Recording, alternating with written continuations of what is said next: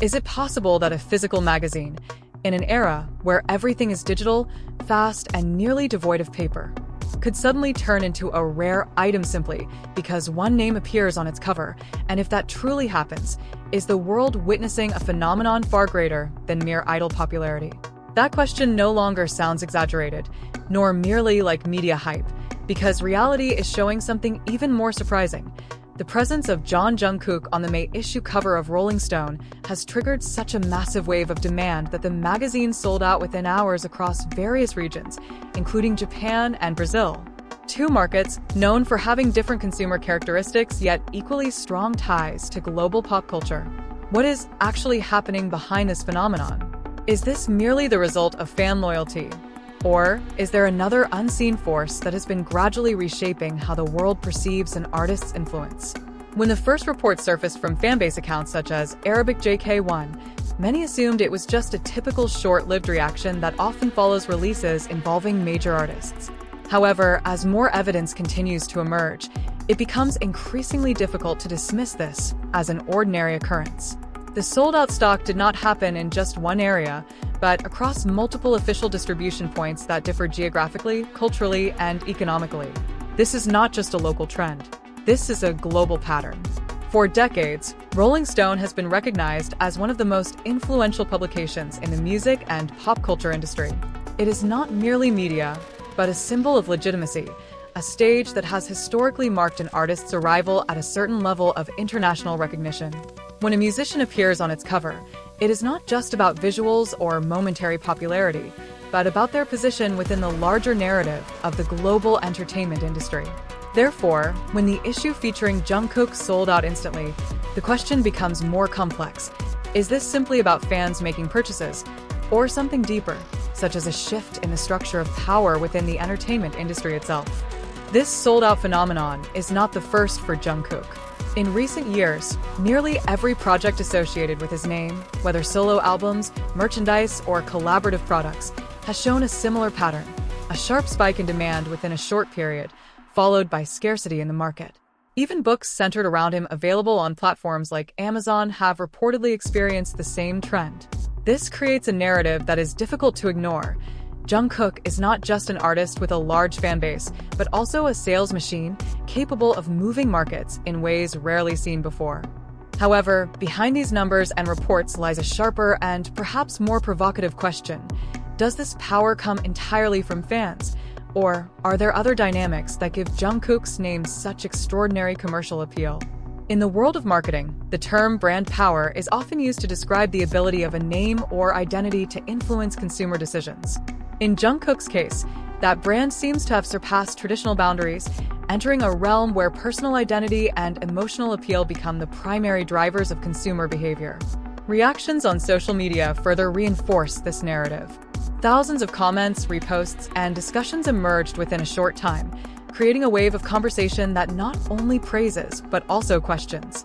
Some refer to Jungkook as the King of Sales, a title that now seems increasingly difficult to refute.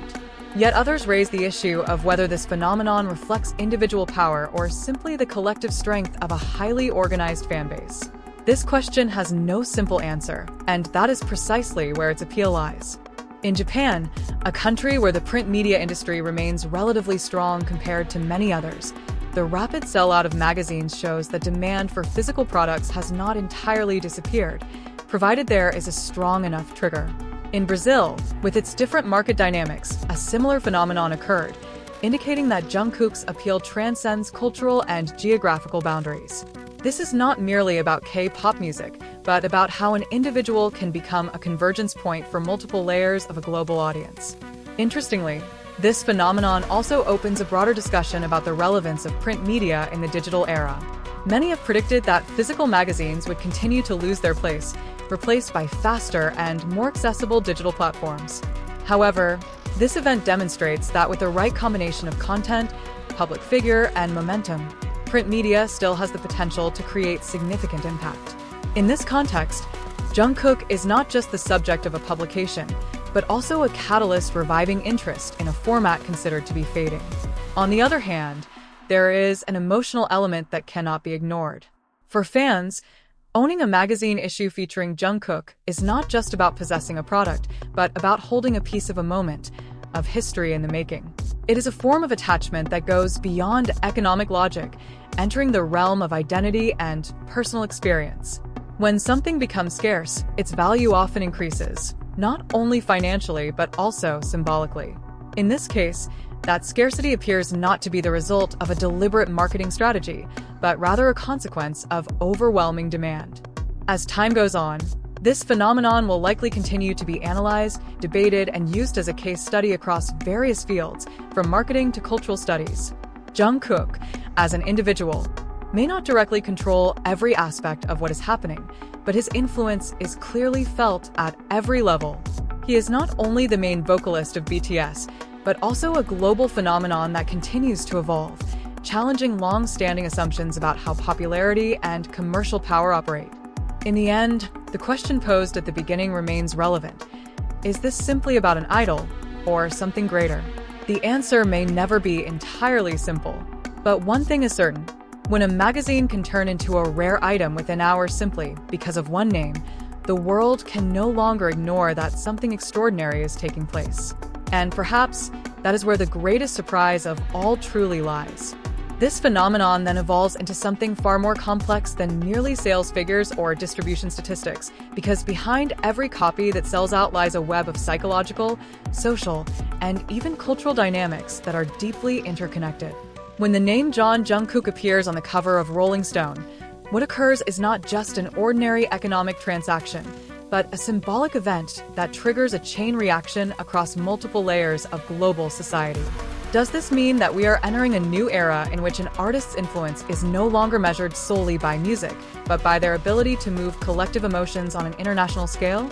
The indications pointing in that direction become increasingly visible as the same pattern continues to repeat. Nearly every project involving Jungkook is almost always followed by a surge in demand that is difficult to explain through conventional logic. This gives rise to growing speculation. Is this the result of highly sophisticated marketing strategies, or rather an organic force born from the emotional connection between the artist and their fans? If the latter is true, then we are no longer talking about the entertainment industry in its traditional sense, but about a new ecosystem built on loyalty, identity, and a sense of belonging.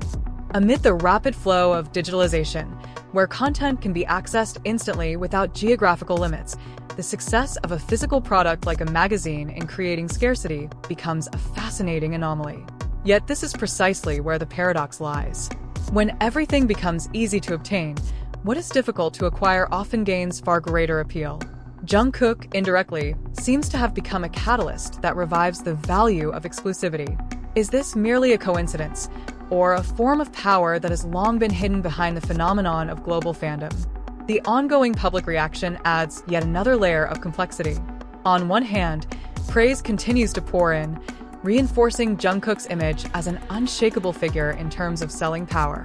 On the other hand, skeptical voices also emerge, questioning whether this phenomenon reflects actual market reality or merely an illusion amplified by the force of social media.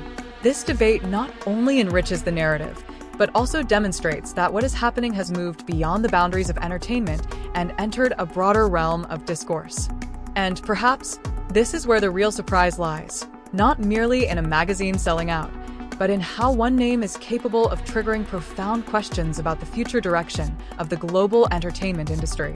Does this signal that old standards of success are beginning to collapse? When a single figure like Jungkook is able to transform the perceived value of Rolling Stone simply through his presence, the line between product and symbol becomes blurred. At this point, the world is no longer merely witnessing sales. It is observing a shift in power that quietly reshapes the rules of the game.